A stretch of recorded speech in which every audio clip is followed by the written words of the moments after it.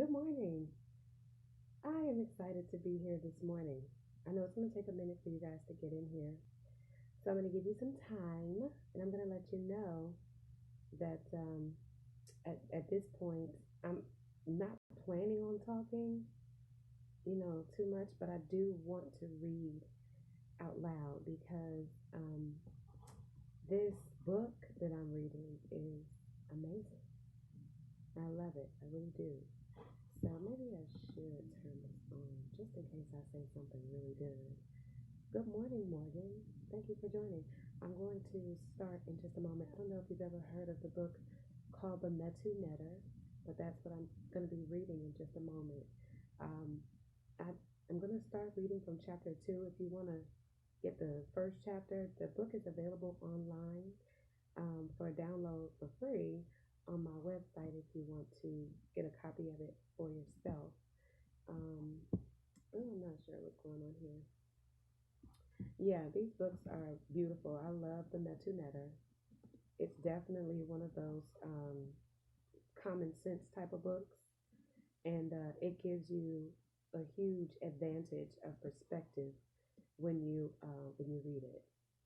So here I am. My name is Reese Roberts. For those of you who don't know me, my podcast is called Entertain the Thought, and we talk about consciousness, talk about society, culture, the evolution of the human race, um, spirituality and spiritual systems, things of that nature. So I'm going to go ahead and get started. Like I said, I'm going to be reading from the second chapter. I'm going to start off on the second chapter. It's called The Black Founders of Civilization. In the preceding chapter, we saw that one of the main factors that is responsible for the differences in cultural expressions is the division of the brain into two hemispheres, each with its own peculiar way of thinking. We were able to go beyond the mere listing of the cultural traits of nations and to catalog them into two fundamental sets based on the traits of each of the hemispheres of the brain. For example, if it is not shown why, it is of no use to say that the fundamental traits of Black cultures are the burial of the dead, especially accompanied by grave offerings, and communication with ancestors, high recognition of women, matriarchal, I can't say that word, marriages, or matriarchal inheritance system, etc. This is a lot of information in parentheses, so it's kind of hard to follow along. But it says, and female divine powers. A high degree of social stratification, high degree of stratification of the celestial hierarchy of powers controlling the events on earth. I think we all should understand that to be the zodiac and, the 12 houses. So we need to kind of see into this, what it's talking about. The celestial hierarchy of powers controlling events on earth. That is astrology. That's making a reference to astrology. It says, and the involvement of religion in every area of life. We saw how okay, so I'm going to give you a little bit of insight coming from the first chapter here, where it was giving you a breakdown about how the two hemispheres of the brain are responsible for different things and how that is relative to our spiritual development, especially in the social arena, where you can see traits that occur in the belief systems of certain cultures based on let me put it this way. You can see which hemisphere of the brain they operate from by observing the output of their culture. Okay. And so that's kind of what this thing is kind of breaking down to us, is that we have mental domination depending on what side of the brain we operate from as a culture. And we can see that prehistoric culture shows that our melanated beings, melanated people, we lived really by marrying the two hemispheres together and not just relying on one over the other. Whereas some cultures rely on either their full creative power and they're not necessarily governed by any logic or law. And then you have some that are governed fully by logic and law, and they have no creative or feminine divine, involved in their social structure. So I'm going to move on. We saw how these are all the results of a people's mental output dominated by the side of the brain whose strong point is trance. The trance is talking about the right brain creative, you know, side where you're just all in your creative space. White culture, which is extroverted or left hemispheric, this means that they continuously look on the outside of what's going on with them because they're consistently looking for their sustenance and their powers to come from sources that are outside of themselves. This is why the book references them as being extroverted. And this was explained in the first chapter. So they basically have this extroverted left hemispheric type of approach or perception of what life is. Okay, so white culture, which is extroverted, produced and they sustain a culture that cremated its dead. This is before they came in contact with blacks, or quote unquote so-called black people. Okay, they cremated their dead or exposed them to be eaten by animals, and they have a negative attitude towards and a horror of the spirits of the dead to this day. They hold their women and female divine powers in low esteem. And for example, the Christian divine pantheon is made of a father, a son, and a ghost. For example, they have a low degree of social stratification and love of freedom from authority that goes with it. That's the, I want to call it laissez-faire. That's a Latin term. Separation of religion from all other social institutions, meaning government and education, etc., healthcare, things like that. They should be public interest. Separation of the religion from all other social institutions, whereas religion should be integral in all of those things because the way we govern our minds, the way we govern our bodies is based on our religious beliefs, however different and augmented they may be.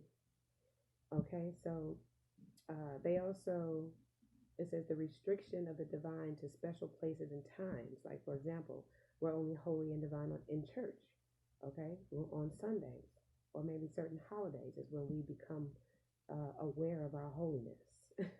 And we practice it and we celebrate it and all these other things.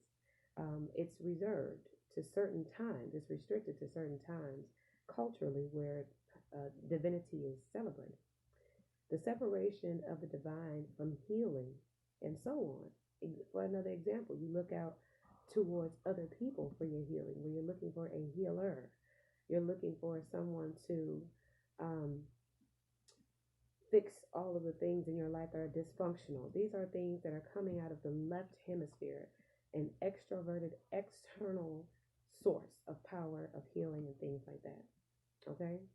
It says, if you can't help thinking this way, it's because the left side of your brain is dominating your thinking. It's very matter of fact when it says that. Keeping these ideas firmly in awareness, let's attempt to establish the racial characteristics of certain nations of antiquity. The importance of knowing the racial identity of the nations that were the founders of civilization, It lies in the fact that, number one, religious doctrines and systems cannot be understood in a vacuum, which means without dimensions, without certain layers of understanding on top of it. A vacuum means it's completely void of anything but it. Okay, we can't understand religious doctrines and systems.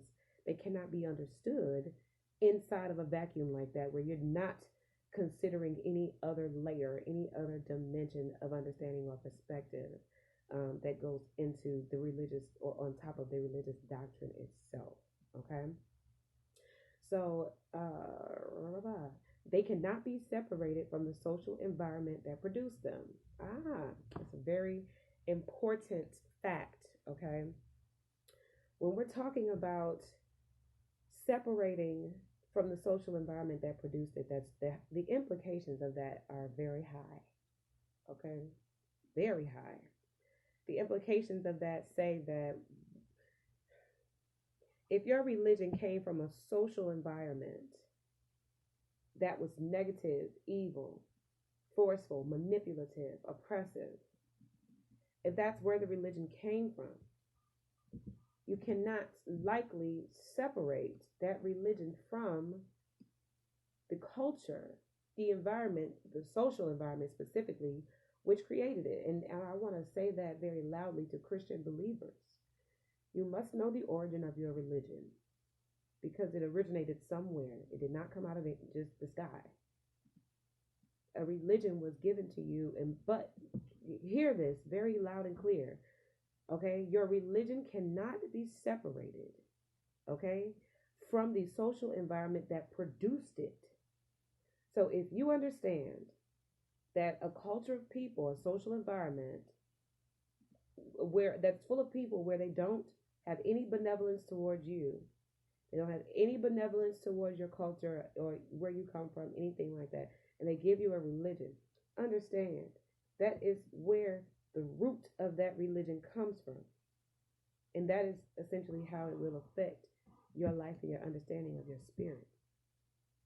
The various components of the religious system of each nation are, for example, ritual vehicles to condition the population to support or reject particulars of interest or detriment to the nation. Y'all want to break that down? A ritual vehicle to condition the population to support. All right. If I want you, the population, to support my cannibalism, now I want y'all to understand something about Caucasians. There's a reason why Caucasians eat raw meat and they don't mind using human biological material to consume in their mouth. They will put human blood in their mouth. They will put human flesh in their mouth. I'm trying to tell you this. Raw flesh. And I used to work at Waffle House when I was young.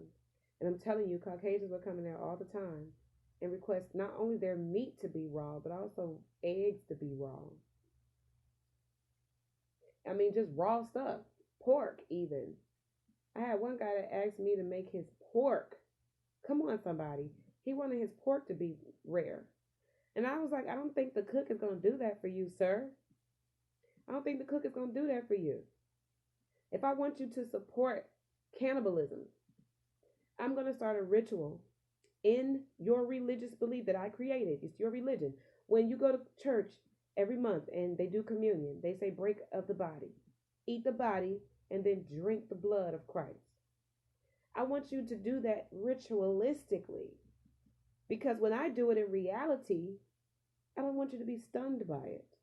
When you see me eating a raw piece of meat, I don't want you to look at me and be like, oh, that person is weird. No, because you ritualistically and subconsciously accept cannibalism every Sunday.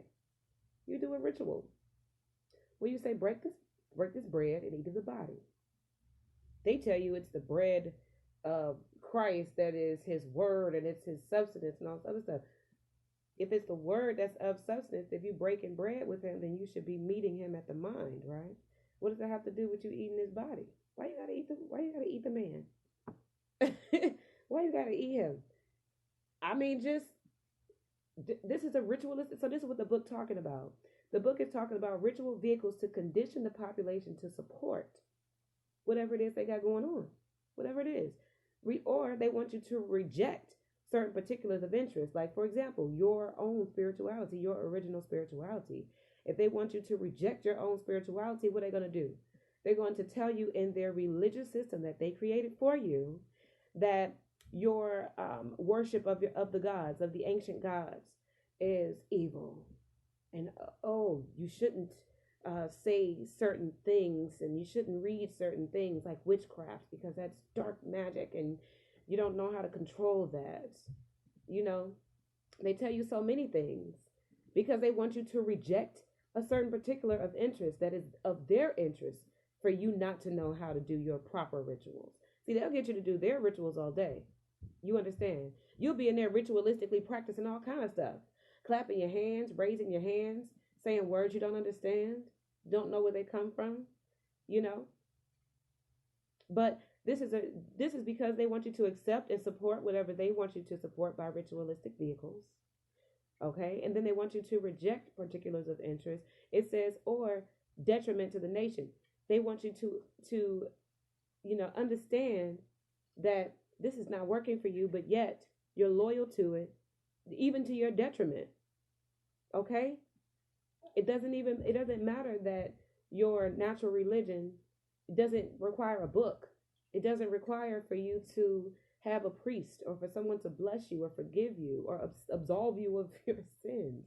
You don't need all that. And this is a particular of interest that is a detriment to the nation if it's not put in proper perspective. And then that's, how we end up where we are. I'm going to read on. You guys who are just getting here, if you didn't see the title, I'm reading from volume 1 of the Metu Netter. The ritual system of Osar or Osiris will always remain a mystery to people who have no understanding of the African kingship. Let's see, and the history of the peculiar difficulties that the Cometians would be Kemetic or Egyptian, ancient Africa, Cometians. These Cometians, okay, I'm going to read that over because I like to explain stuff.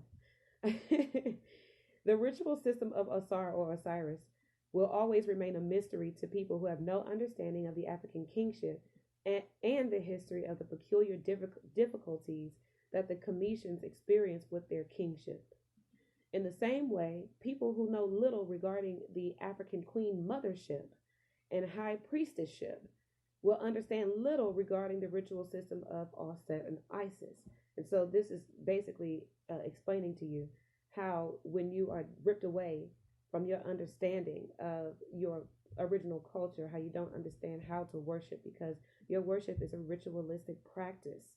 And if you're not ritualistically understanding the practices that came from your ancestors, and there's no way that you're actually practicing a ritual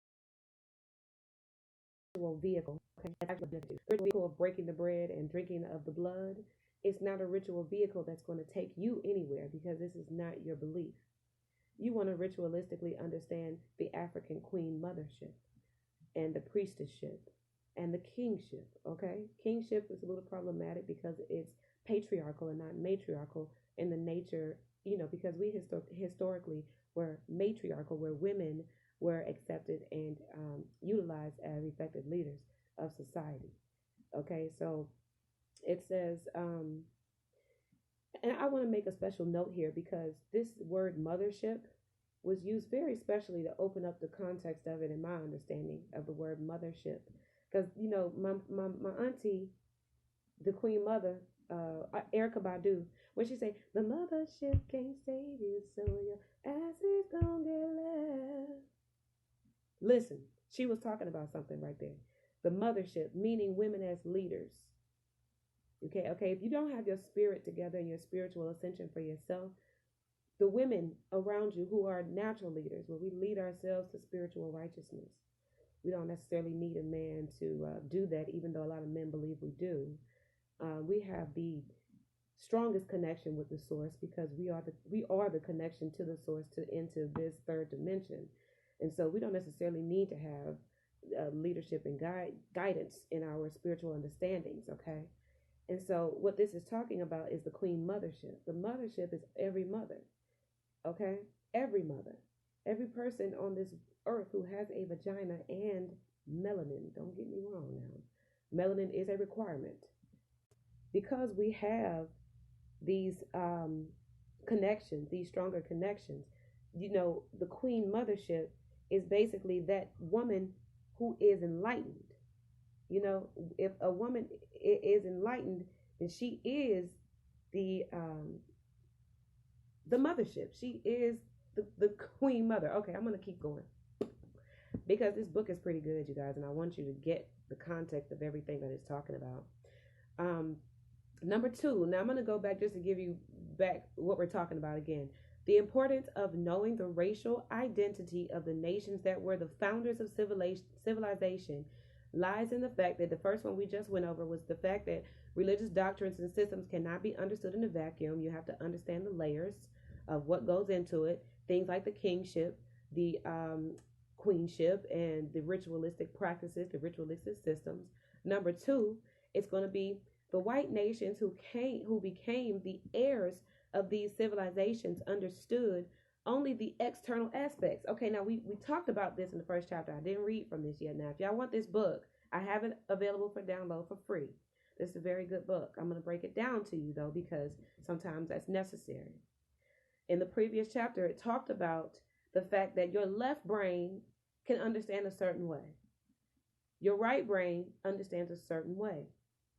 When you put these two together, it gives you full understanding, okay?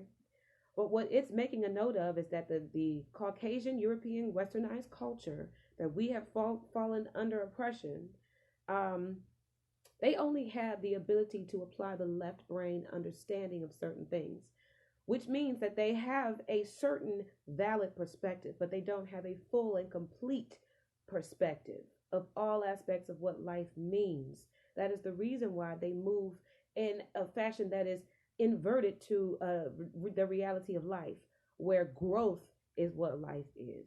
But for them, the truth is opposite, is that for them, their growth it comes from destruction. They feed and get their energy off of destruction. And to them, that is how they perceive growth and power and dominance. It's a very third dimensional understanding. It's not a complete understanding. Also, because they do not have the same type of spiritual connection, the same ability to spiritually connect as we do with our melanin, okay? These are all scientific facts. All scientific. And I need you to get this book. Like I said, it's available for download on my website. It's free. So they only understood only the external aspects, or what appealed to the left side of the brain. And they also distorted the spiritual or internal right-brained understanding because, like I said, they don't have that understanding. So, of course, when they interpret the spirit, they make up an imaginary concept, a ghost, where they just make up these characteristics of what this ghost must be like and must look like because they don't understand the right side of the brain. It's called the Metu netter. I'm reading it's called, spelled Metu Neter. I'm reading from volume 1, chapter 2. And so this is what this book is trying to get at. They didn't have an understanding of what the right-brained hemisphere or the right-brain understanding was. They were not capable of that. And so what they did was, like I said, they created an imaginary and very manipulative understanding of, and personified as well. They played into this allegorical concept that the Bible has, and they put it into this imaginary, very abstract terms where people could not fully understand. Shahid, don't do that. Don't come here making noise. So they put it in these terms where people could not understand because they didn't understand. Okay, reading on. What passes for the world's major religions are attempts of the left side of the brain to practice what can only be done by the right side. Now, we've all been conditioned to also fall into these left brain dominant type of, mental conditionings because this is the oppressor that we're under. And so we begin to also practice very left brain dominant type of religious practices, which I also call lifestyles. Your religious practice is the practice of your lifestyle. Whatever you live like is what you believe like, and that's your belief system, your spiritual belief, or your spiritual practice. So when people say, "Oh, you need a lifestyle change," your lifestyle change, it's because you need a change in the way you religiously practice the everyday ins and outs of your life. When you religiously do a thing, that is your religion. Okay. And you know what? I'm going to take that. I bet you he does understand a lot of what I say. My baby likes to hang out in here when I'm talking to y'all. So I'm assuming that he's picking up on something. I know these kids are advanced. They are advanced. This little boy be saying some stuff. One time I said, Shahid, you think it's a game? He said, Mommy, it is a game. I said, what? My baby said, it is a game. I was like, oh my God, you get it. He knows that it's a game. I said, well, I won't argue with you on that. Do you want some cookies? Because my baby's smart. He understands. Okay. I'm going to keep reading. What passes for the world main religions are an attempt of the left side of the brain to practice what can only be done by the right side.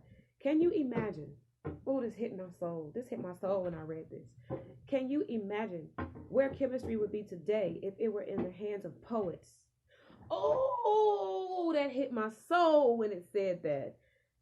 Oh, what would we be able to accomplish with the chemical compounds of this universe if people who are poetic in their thinking were able to apply left brain logical understanding and their approach to it, but also to be creative and to also add a feminine element of abstract design to it, where you get to fill in some color, not just creating these rigid compounds that do rigid things. Oh, it hit my soul when this book said that. I'm just like, oh, I want it, and it made me like, where did I put my baby science book? Because I'm very poetic. I wouldn't mind learning some chemical compounds to see what they do together, how they react with other compounds, just to see. It's so many. There are 103 elements on the periodic table. 103. How many different combinations can you make of chemicals?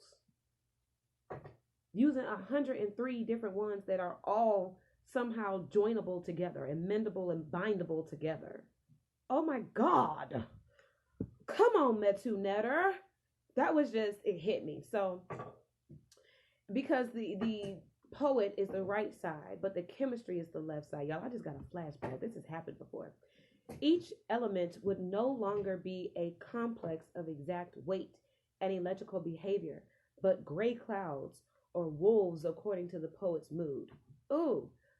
I don't even understand that. This is what the sons of Eurasia have done to the science of religion. The result is that with the destruction of the ancient black founders of civilization some 4,000 to 2,000 years ago, the world has been plunged into a spiritual dark age and is sinking ever into that jaw whose fiery tongue flickers with death. Now, you got to understand that if that ain't us, I don't know who is. If we are not regressing in this society, I don't know who is. This society is completely going in the wrong god doggone direction. I don't know if I'm helping or hurting it, but I'm just going to keep reading until something changes. Number 3, I'm going to give you a reminder again of what we're reading. The importance of knowing the racial identity of the nations that were the founders of civilization lies in these facts. Religious doctrines cannot be understood in a vacuum. You have to understand the ritualistic practices and understandings that go into it. Okay? That Caucasian nations basically rely on their left brain. The third is that the solution to our problem is the restitution of the science of life that actually gave birth to civilization. The science of life. Did you hear that? The science of life. The science of life. The science of life. Life is a science. It works on a scientific system or a layering of scientific systems. And when you understand how those systems work with your left brain, then you can begin to move through them and interpret them with your right brain. This is how you begin to move through the matrix. It's once you understand the systematic nature of it. It is binary, okay? It is moved by free will. It is governed by attraction and correspondence and mentalism, okay? These are universal laws. This is all systematic stuff. This is where we're going to understand how we are moving through this matrix. Your binary decisions are yes and no. That's how you move through your universe. Yes and no.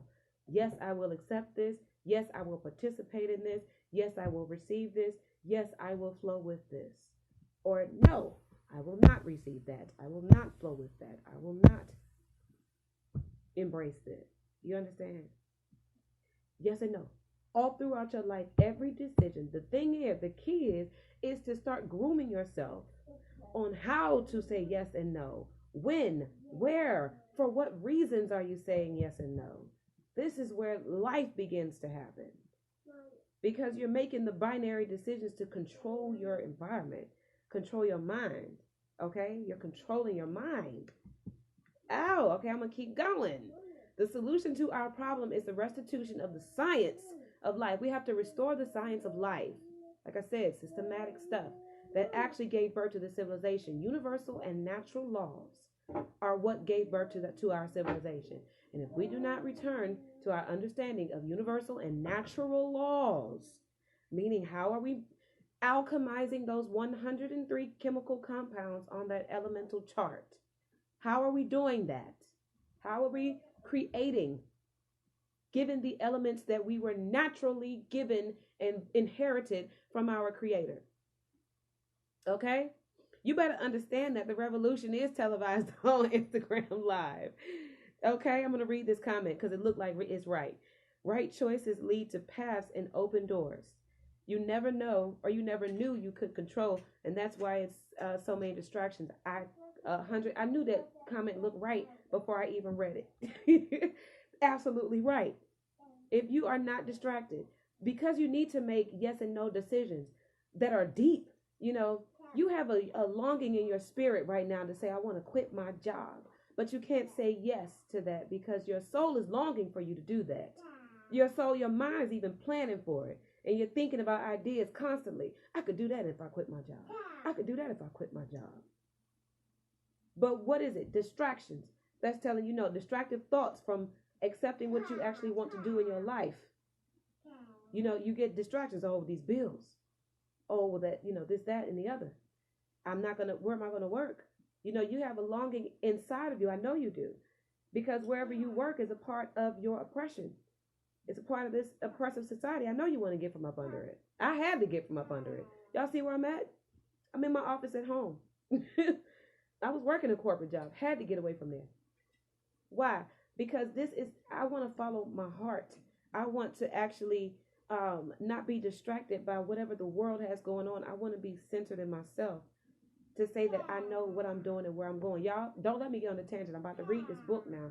I want to be on here for another 30 minutes. If you have to go or if you miss it, just come back and do the playback. I'm going to publish it on my podcast for you. The only way that this can be done is by correlating the spiritual doctrines and religious practices of the founding civilizations with those of the black civilizations today. Now, hear what it said now. We are going to... Shahid, don't you start. We're going to be correlating the spiritual doctrines and religious practices of the founding civilizations with those of the black civilizations today. We're not talking about everybody. Everybody is not going to make it into our spiritual system. This is a cultural thing. Now, understand what this thing just said. It's a cultural thing. The importance of knowing the racial identity of the nations that were the founders of civilization. It lies in the facts that number 3, the only way that we're going to restore our science is by reuniting black people, black civilizations of today, with the founding civilizations and doctrines and spiritual religions or spiritual practices of the founding civilizations, okay? This is the only way. Everybody is not going to be invited because they cannot culturally relate. Your culture, like this book is saying, is what determines how you are able to process this stuff up here. Everybody don't have what we have right here. So everybody is not going to be able to make it where we're going because they don't have this connection. All right? They don't have this connection. So if you are on a journey to connect with your mind, to your spiritual origin, don't try to welcome everybody into that. That's an internal, and this is what the book is talking about. See, they're very external with their salvation and their understanding of religious practice and spirituality. It's got to be an outside God, a personified God. It's this Jesus. It's this Him. It's this the Most High. It's all this religious doctrine that's held outside and above, the external. But then when you realize that we come from a very internal, where we journey inward for our spiritual salvation. We journey inward. We don't have this external understanding of what doctrine and spiritual the religious practice is. When we need to know God, we know ourselves. Know thyself is what the ancestors taught us. You don't know some guy in the sky. You know yourself, because your um your divination is internal. Your source is inside of you. You don't require a priest to lay hands on you to bless you. Your blessings come from the things that you create. You create your blessings, just like you create your opportunities. What do you think opportunity is? It's a blessing. It's something that you're doing for the betterment of yourself, because you know yourself. Because you are God, you're the only one who's able to know yourself to that extent, to even serve yourself. Because you know yourself, you serve yourself. Just like you know your children, you're able to fix dinner properly for your kids because you know them. You know exactly what you're doing. It's I will give you, if you go, I'm sorry y'all, brief intermission so I can give you some information. www.reeseroberts.com is my website. If you click on that, there's a tab that says become a member. Just enter your first name and your email address in there, and you'll have access to click and download the file. Right now, all 3 volumes of this book are available for download for free. Just put your name and your email address, and you can download all 3 volumes for free. Y'all, I love to share knowledge and information and understanding. I'm going to start reading this to you, because the understanding of this and breaking it down, just so that there's a little bit of an elaboration, my exegesis. I love that word, exegesis. It just sounds good. My exegesis on the words and what it has to say, I'm just going to, make sure that it sinks in, because when you read, comprehension, reading is only half the battle. You have to comprehend what you're reading. You have to understand that there's something in between these lines for us. This Metu Netter is an old book. And so for us to be reading this in modern times, and it's very relevant to what we're experiencing and witnessing today, we still, of course, we can understand it. But for us to be able to talk about it and discourse about it and share about it, exchange about it, is what causes us to grow. It's what causes us to open and expand our perspective, and for us to reprogram our brains, because when you understand differently, you act differently. Okay, and that's how you reprogram your DNA. That's how you begin to live an abundant life and have something that's going to actually serve you in your mind, something that's not tearing you down, something that's not giving you convoluted things that you can't understand or you can't practice because you don't get it. This is what we're working towards right now. All right, so I'm going to read that last sentence over. This is wait a minute. The only way that this can be done is by correlating the spiritual doctrines and religious practices of the founding civilizations with those of the Black civilizations of today. This is of extreme importance for the simple fact that most students of spiritual culture and esotericism have received their education from Western organizations. You have Aryan Hindus, Semitic and European Kabbalists. Now you understand what the Cabal is. Now I'm not gonna get deep into that. Rosicrucians. I don't even know what a Rosicrucian is. These people have falsely claimed that they are the custodians of the wisdom of the ancients. Now we all know that's a damn lie, because you got also those people out there with those fezzes on, claiming to be Moors. People out there, them Caucasians out there, what do they call themselves? Do y'all know? They wear a fez to death. Oh goodness, I can't think of the name that they go by, but it's ridiculous how they go out there prancing around in our headdress, trying to look like they Moors. Okay, I will pin it on there, because I definitely need to have y'all connected. So I'm gonna keep reading. After going through this book, the reader can decide if that's true or not. We all know that's not true. Last but not least, we will come to understand that religion cannot save mankind unless it is allowed to govern all social institutions. Y'all better understand what I just did a video about this yesterday. Institutionalization and control. Institutionalization and control. I just did the video on this yesterday. If you missed it, scroll down my Facebook page. You'll see it. I'm gonna publish the podcast for you. Unless Mankind is allowed to govern all social institutions. An institution can be a business or organization of any type of organization, a school, okay, a bank, institutionalized establishments. Exactly, the Shriners. That's what that is. That's who they are. People that are walking around with the Moorish hats on with the fez. Talking about they Shriners. Oh, they're sickening. But anyway, let me go back. I want you to get this too, because this is very important.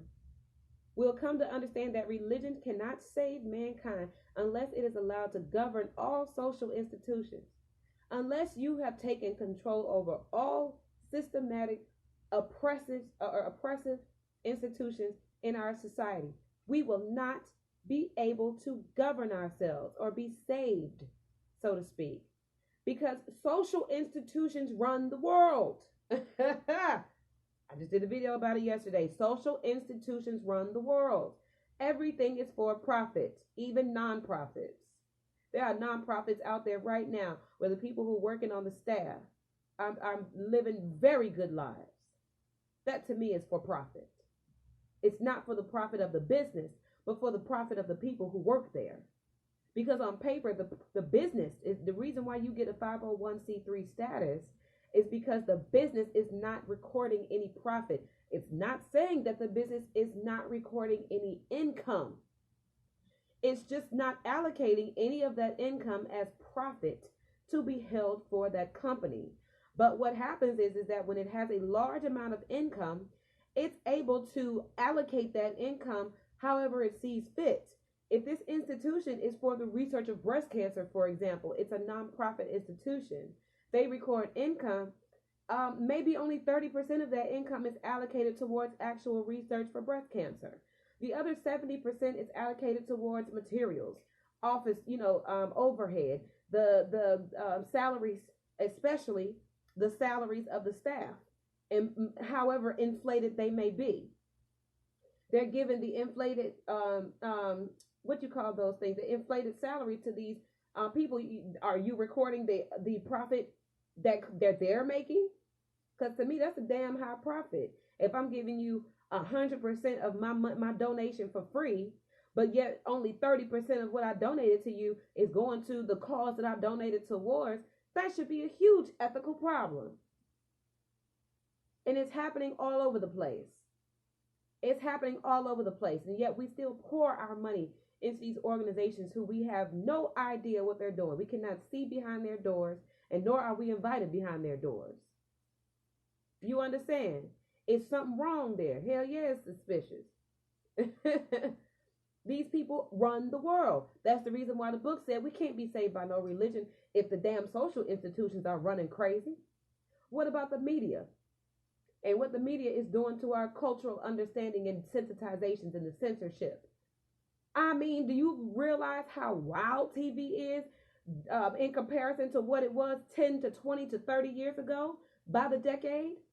There was no way you'll be able to air some of this stuff on TV 20 years ago.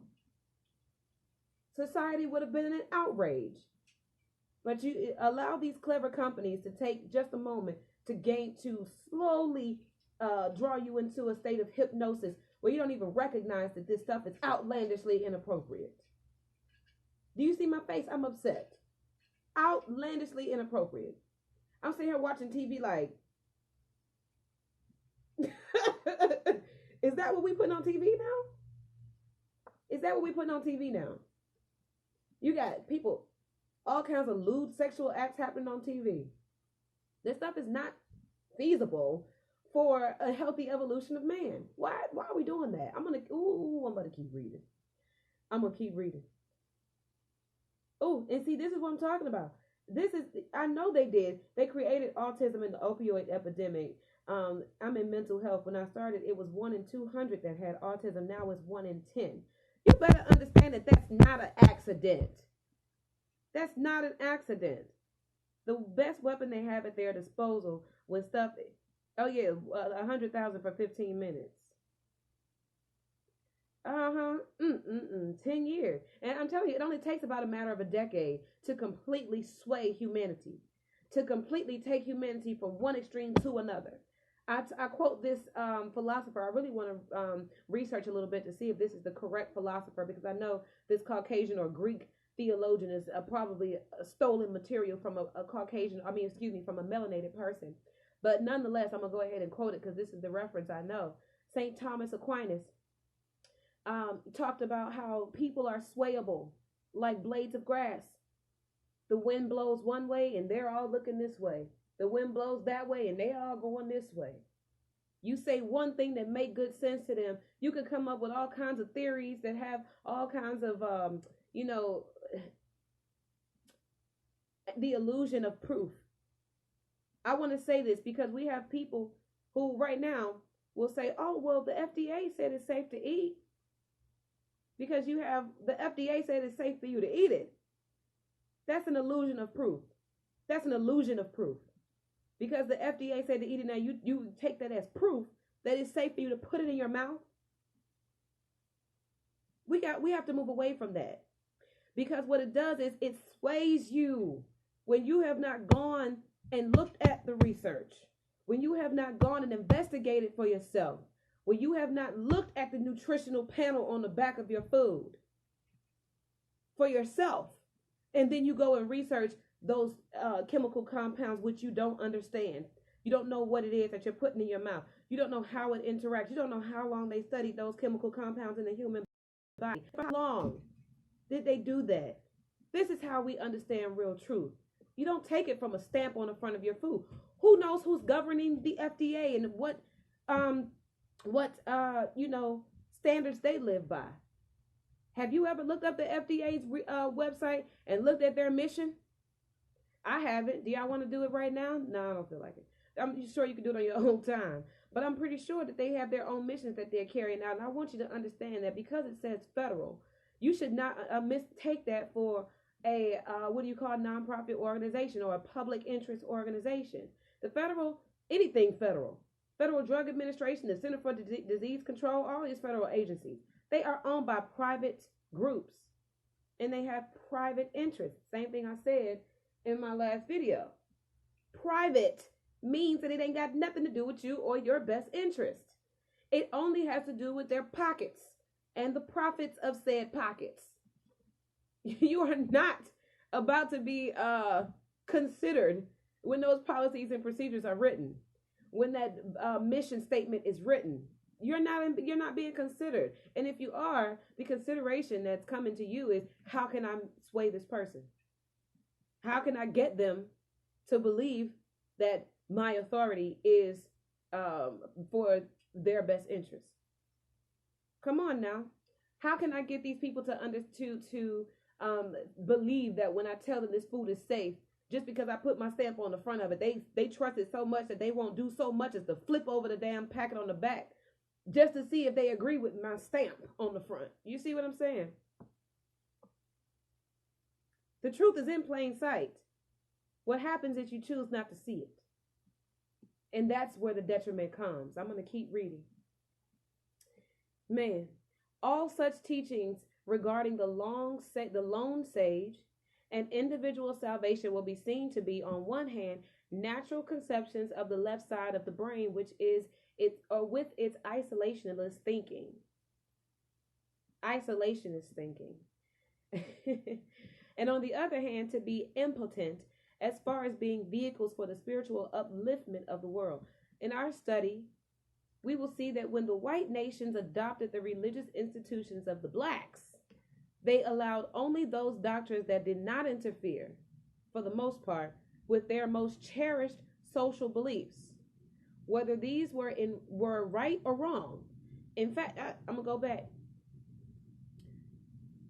In our study, we'll see that when the white nations adopted the religious institutions of the blacks.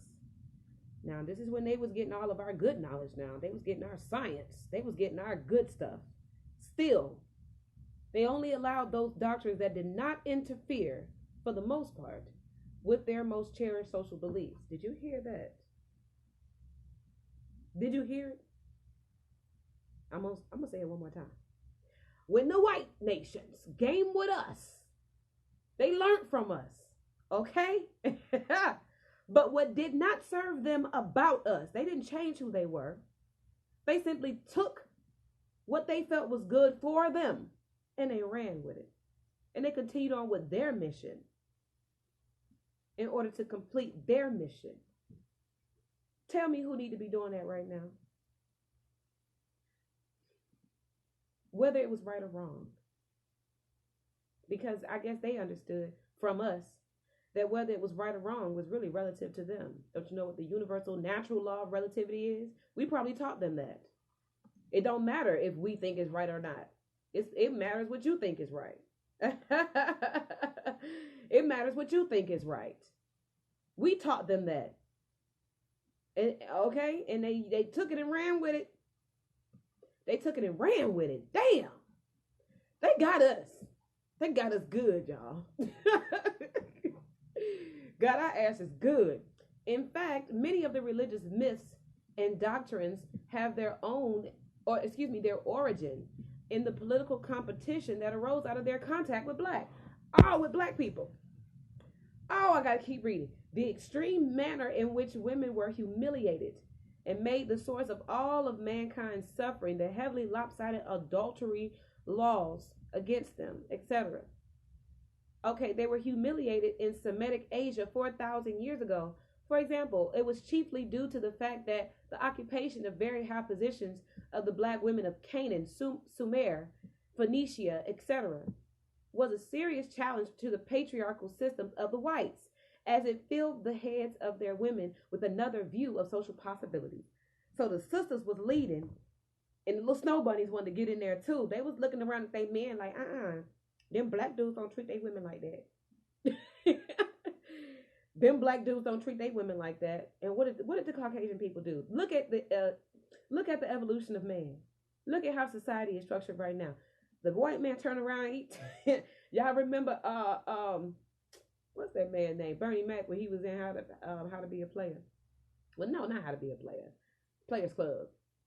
Oh, I want to go watch both of those movies when I get off of this live broadcast. I'm watching both of them.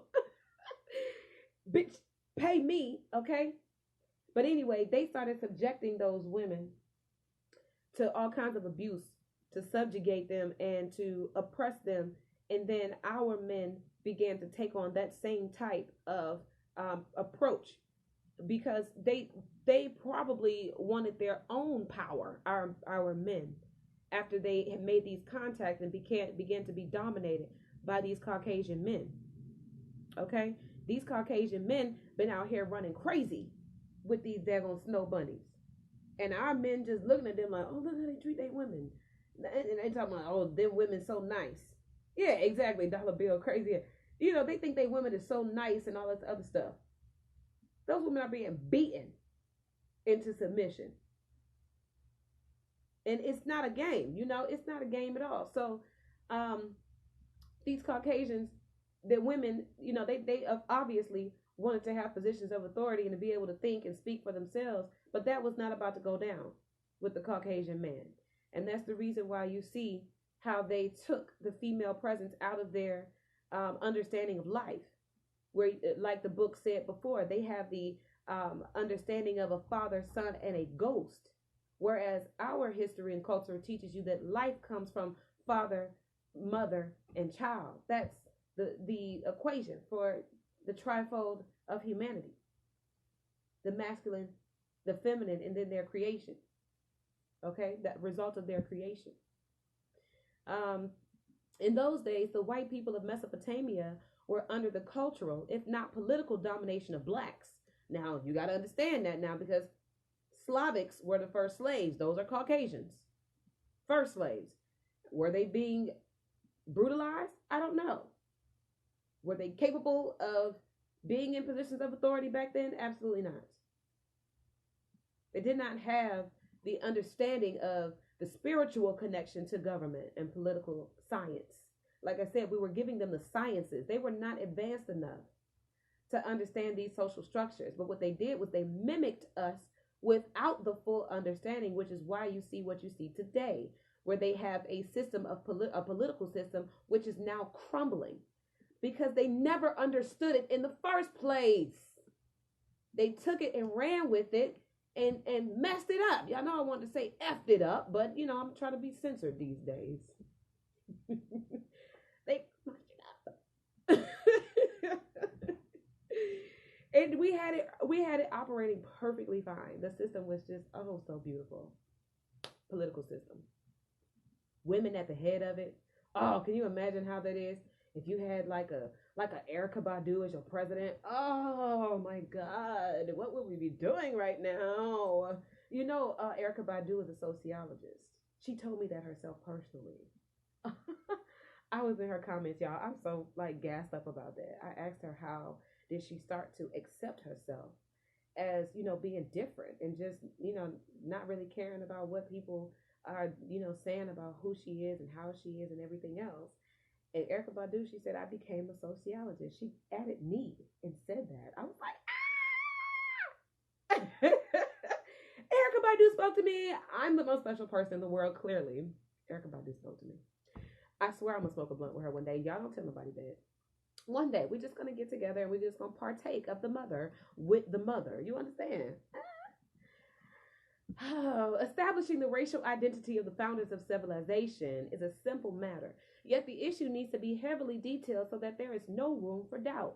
Western writers have tried so hard to hide the fact of the blackness of these civilizations that their culture is so distorted and misunderstood, and their descendants, modern day blacks, have been totally culturally disenfranchised to the point where we don't even want to speak out the ashe or the name of our ancestors, or we don't want to do the rituals. We think it's demonic to draw a circle in the floor. We think it's demonic to burn sage and incense. We think it's demonic for us to meditate. We think it's demonic, you understand, to do all kind of different things because of our cultural conditioning, our westernized conditioning now. This is a subtitle. The three fundamental races of mankind and the principle of geographic continuity. Contiguity. How the hell do you say that? Contiguity. Y'all, I normally can say words, but this one kind of got me. Contiguity. If we put the variations and admixtures aside, then we find that the races of mankind are the white, the black, the yellow / red, which means Oriental or the American Indian. When we trace these people back to late prehistoric and early historic times, we find that each of these people reside in separate geographic locations. The Oriental in the northeasternmost part of Asia, and later America. The Eurasian, which is Caucasian people, in the northwesternmost part of Asia and northern Europe, and the blacks occupying from the southern parts of Europe, Western and Central Asia, and all of Africa. Which within each of these three great geographical divisions of the world, we find in late prehistoric and early historic times, before the great migrations of people, basically. That's important, y'all. Before the great migrations of people, first of all, it's important to note that before the great migrations of people, there were no Caucasians. Before we start to migrate the plains, and before Pangea became split off into its separate continents, I guess that's what this contiguity is talking about, continents. Before Pangea split off and gave us different continents across the seas, there were no Caucasian people. And I want you to understand that it used two different terms here, historic and prehistoric. Okay, it said late prehistoric times. That's the reason why it says late, because prehistoric times are late in history, way back when we don't have no, it predates anything that we know. And then you have what it says is early historic times. There are two different kinds of history now, prehistoric and then early historic. Early historic is where the Caucasians come. And I'm going to tell you why there's a differentiation between the two. Because history should be history all throughout, right? Somebody give me an ashe. History should be history throughout, if you ask me, somebody with common sense. And then you have, Instagram. Hear me, anybody on Instagram. This is getting ready to go out because I've been on here for an hour. I'm going to come back. So just whenever it drops you out, just tap back on my name and you'll be back in here again. It drops off after an hour. But okay, I'm gonna go ahead and I'm gonna wait for y'all to come back because I need y'all to come back. if you can, if you will.